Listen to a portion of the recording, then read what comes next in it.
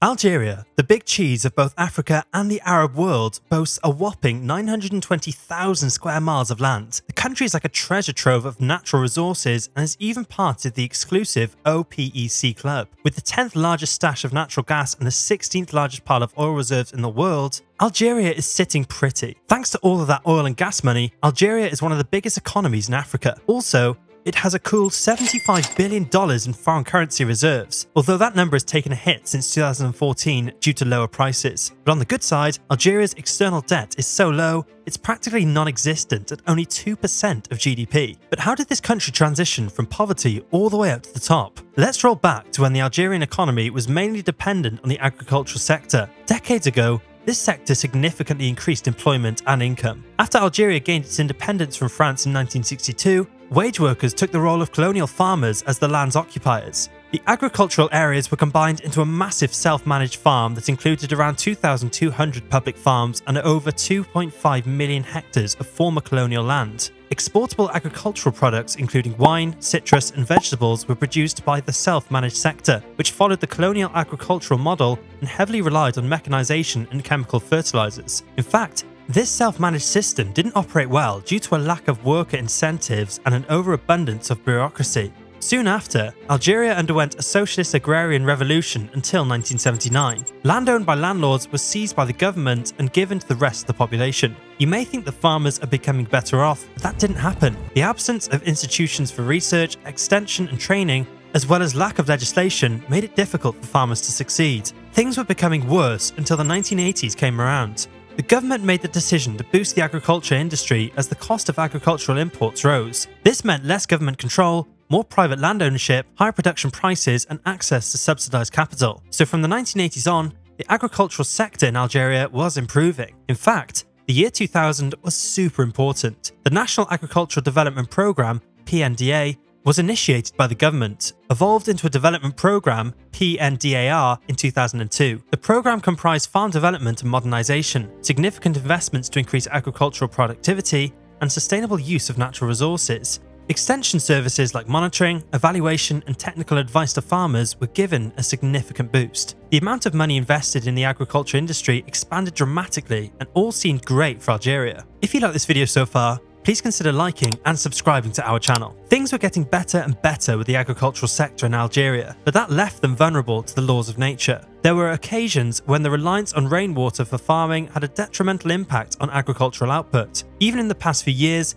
the agricultural sector's share in the GDP didn't exceed 14%. We can't deny the fact that the amount of arable land and the share of the agricultural sector in the GDP saw a modest increase between 1998 and 2018, and evidence that the government was trying to diversify the economy. But this is simply not enough to sustain the country. That's why Algeria wants to diversify its economy in order to increase job opportunities and change up the nation's cash streams. And here comes the role of hydrocarbons. With the massive extraction of hydrocarbons like petroleum, Algeria saw a massive boost in their economy. So much so that the industry makes up 19% of its GDP, and the industry now contributes over 90% of the country's total exports. They've been making significant progress in the past 2 decades. In fact, it has made progress in its economic and human growth over the last 20 years thanks to the boom in hydrocarbons. In 2008, the nation engaged in infrastructure projects that aided in economic growth, almost completely paid off its multilateral debt, and implemented redistributive social policies that reduced poverty and markedly enhanced human development indicators. Did this work? Between 2013 and 2019,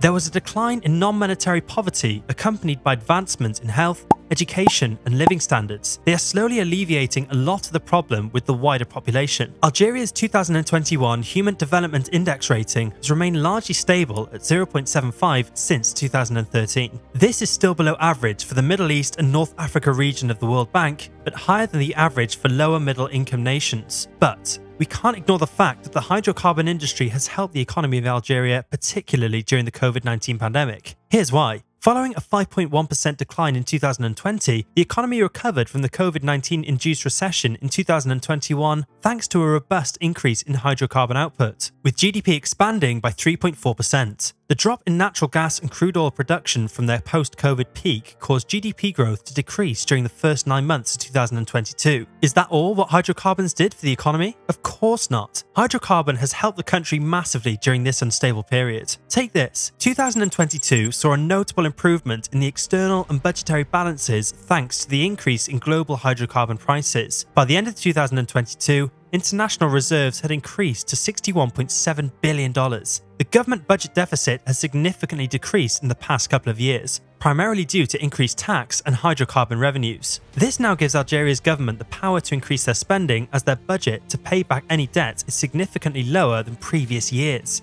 What this means is that they can put more money towards higher wages in the public sector, higher costs for the unemployment benefit program, and larger food subsidies, because hydrocarbons will pay the bill. But that may be their Achilles heel. The economy of Algeria relies on oil and hydrocarbons like crazy. When we mentioned over 90% of their exports are petroleum related, this means they have not much else to rely on once the dead dinosaurs run out. These commodities dominate Algeria's economy. Roughly 2/3 of budgetary income and 40 to 45% of the GDP are derived from the hydrocarbon sector. But this over-reliance on hydrocarbons isn't the only challenge. Actually, the state's dominant involvement in the economy is another important issue. The Hydrocarbon Corporation is owned by the state. 90% of the nation's banks are publicly traded, and 2/3 of the GDP that isn't derived from hydrocarbons is spent by the government. Are we done with the list of challenges? Sadly, no. Trends in demographics have been significant. Algeria requires significantly faster growth to be able to take in new workers because its population is youthful and expanding quickly. In addition to the skills mismatch between the supply and demand of labour, there is also the problem of labour market rigidity, which makes it expensive and challenging to hire and fire employees. Algeria has made significant progress. More than 10 years ago, the youth unemployment rate was above 50%, and these days it's just under 30%, but that still means their overall productivity is not at its peak. That being said, a super important question should be asked. How much growth in the economy would be required in order to considerably lower unemployment?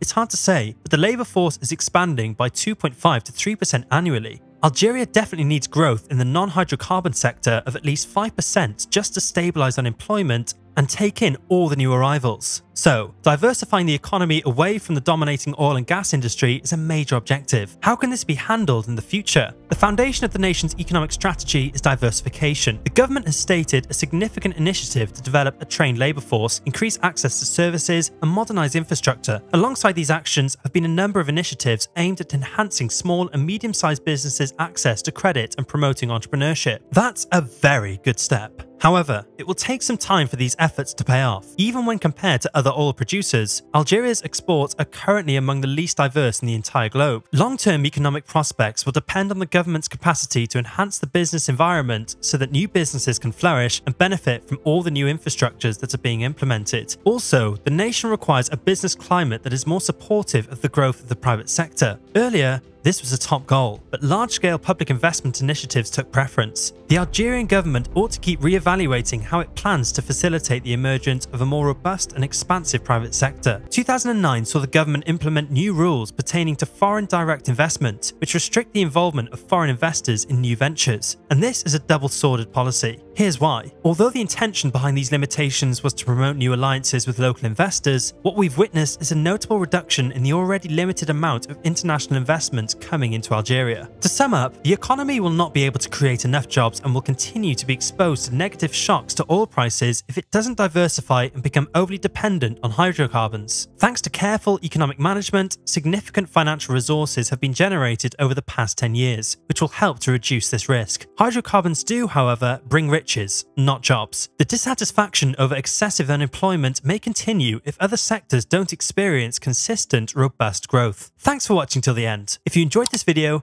make sure to hit the like and subscribe buttons to receive more content. See you in the next video.